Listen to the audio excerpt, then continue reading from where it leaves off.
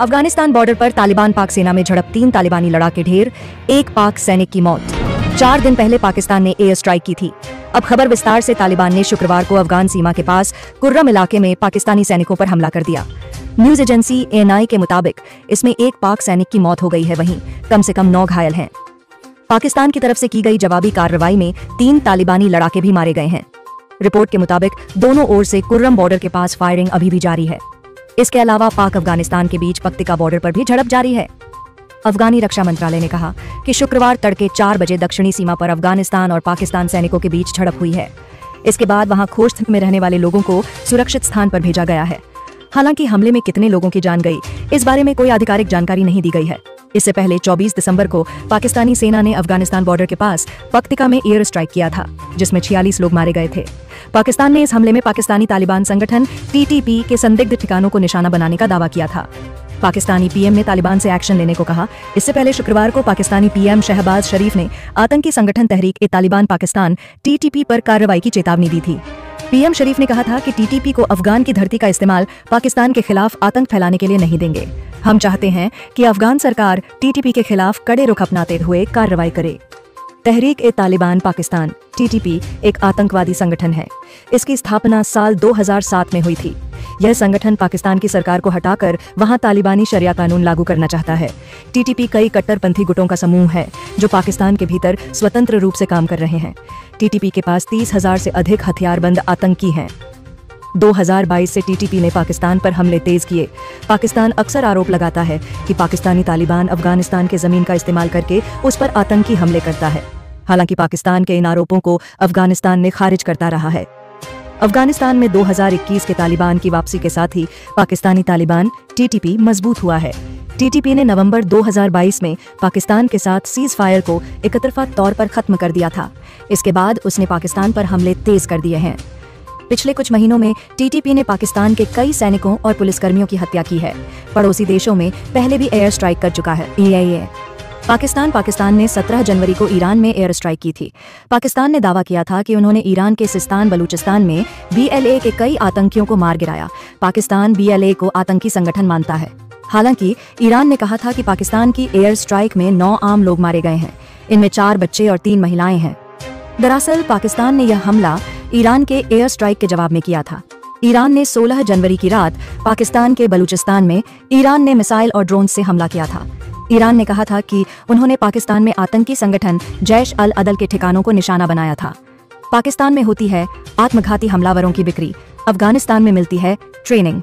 पूर्व आतंकियों ने बताई भर्ती से हमले तक की प्लानिंग। पाकिस्तान में 8 दिसंबर 2024 को बलूचिस्तान और खैबर पख्तूनख्वा में 2 घंटे में 2 आतंकी हमले हुए। इनमें 55 से ज्यादा लोगों की मौत हो गई। हमलावर आत्मघाती थे। पाकिस्तान के आतंकी संगठनों के बीच इस तरह के आत्मघाती हमलावरों की खरीद फरोख्त होती है। दूसरे हमलावरों के मुकाबले इन्हें ज्यादा इज्जत मिलती है। इन्हें 40 दिनों तक ट्रेंड कर हमलों के लिए तैयार किया जाता है। पाकिस्तान में जिन्हें आत्मघाती हमलावर बनना होता है वो खुद ही इन संगठनों से संपर्क करते हैं। ज्यादातर वो लोग होते हैं जिनके खुद के साथ या उनके परिवार के साथ पाकिस्तान की सेना ने जाने या अनजाने में अत्याचार किया होता है। ज्यादातर आत्मघाती हमलावर वो बनते हैं जिनके परिवार वालों को फौज ने सताया होता है, परिवार के किसी सदस्य को उठा लिया होता है और तब से वो लापता होते हैं। फौज से इसका बदला लेने के लिए ही परिवार के सदस्य आत्मघाती हमलावर बन जाते हैं। कुछ लोग अपने धर्म की खातिर और जिहाद करने के लिए भी आत्मघाती हमलावर बनते हैं।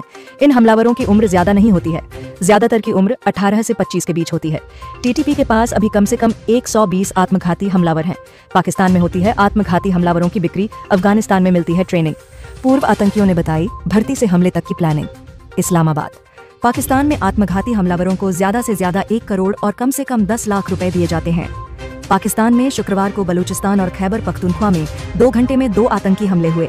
इनमें 55 से ज्यादा लोगों की मौत हो गई। हमलावर आत्मघाती थे।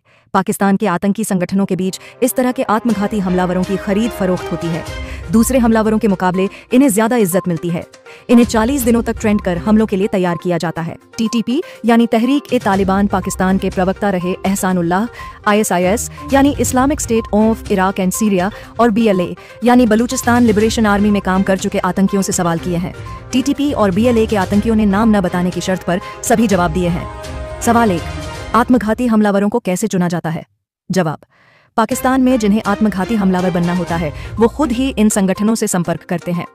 ज्यादातर वो लोग होते हैं जिनके खुद के साथ या उनके परिवार के साथ पाकिस्तान की सेना ने जाने या अनजाने में अत्याचार किया होता है। ज्यादातर आत्मघाती हमलावर वो बनते हैं जिनके परिवार वालों को फौज ने सताया होता है, परिवार के किसी सदस्य को उठा लिया होता है और तब से वो लापता होते हैं। फौज से इसका बदला लेने के लिए ही परिवार के सदस्य आत्मघाती हमलावर बन जाते हैं। कुछ लोग अपने धर्म की खातिर और जिहाद करने के लिए भी आत्मघाती हमलावर बनते हैं। इन हमलावरों की उम्र ज्यादा नहीं होती है, ज्यादातर की उम्र 18 से 25 के बीच होती है। टीटीपी के पास अभी कम से कम 120 आत्मघाती हमलावर हैं। तस्वीर आतंकी सलमान की है। पाकिस्तान के बाजौर में जुलाई में जो ब्लास्ट हुआ था उसमें यही सुसाइड बॉम्बर था। तस्वीर आतंकी सलमान की है। पाकिस्तान के बाजौर में जुलाई में जो ब्लास्ट हुआ था उसमें यही सुसाइड बॉम्बर था। पाकिस्तान में सभी आतंकी संगठनों में इस तरह के हमलावरों की ट्रेनिंग के लिए एक अलग डिपार्टमेंट है। इसे वो लोग चलाते हैं जिन्हें संगठन में काम करते हुए काफी समय हो गया है। उन पर संगठन के टॉप लीडर भरोसा करते हैं। जो आत्मघाती बनने का मन बना लेते हैं उनको संगठन के बाकी लोगों से अलग रखा जाता है और उनकी ज्यादा इज्जत होती है। उनको शहादत, जन्नत और धर्म के बारे में बताया जाता है ताकि वो अपने मिशन के लिए मानसिक रूप से और तैयार हो जाएं। टीटीपी और आईएसआईएस के अलावा बलूचिस्तान लिबरेशन फ्रंट यानी